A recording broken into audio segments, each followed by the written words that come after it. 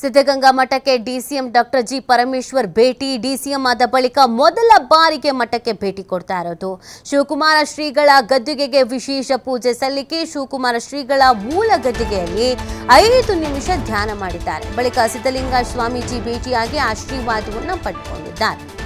ಸಿದ್ಧಗಂಗಾ ಮಠಕ್ಕೆ DCM doctor G Parameshwar ಅವರು ಭೇಟಿಯನ್ನು ಕೊಟ್ಟಿದ್ದಾರೆ. ಡಿಸಿಎಂ ಆದಂತ ಬಳಿಕ ಇದೇ ಮೊದಲ ಬಾರಿಗೆ ಮಠಕ್ಕೆ ಭೇಟಿ ಕೊಟ್ಟಿರೋದು.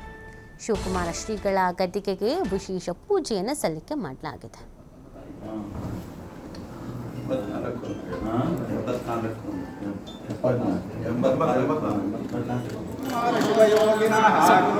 ನಿಮಿಷ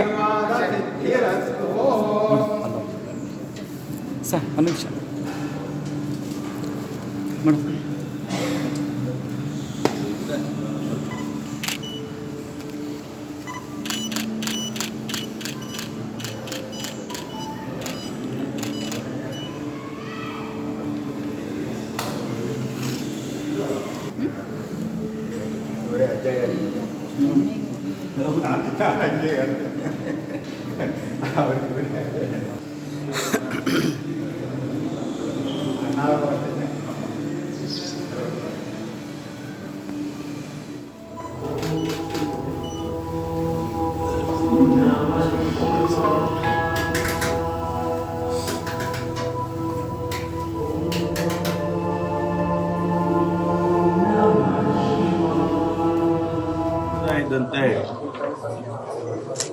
ಯಾವುದೇ ಒಂದು ಶುಭ ಕಾರ್ಯ ಅಥವಾ ಮುಂದಿನ ಶುಭಗಳನ್ನು ನಾವು ಆಲೋಚನೆ ಮಾಡುವಾಗ ಸಿದ್ಧಗಂಗಾ ಮಠಕ್ಕೆ ಭೇಟಿ ಕೊಡ್ತಕ್ಕಂಥದ್ದು ನಮ್ಮ ಸಂಪ್ರದಾಯ.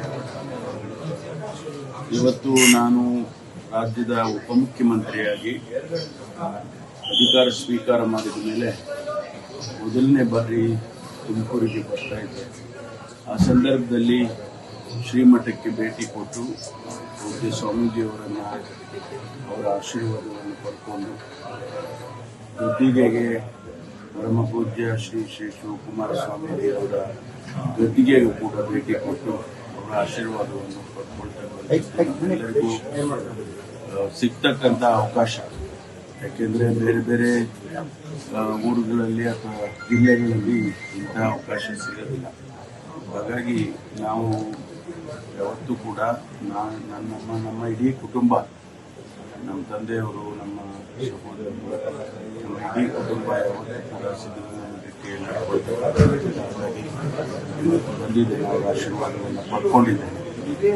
ಮುಂದಿನ ದಿನಗಳಲ್ಲಿ ರಾಜ್ಯದ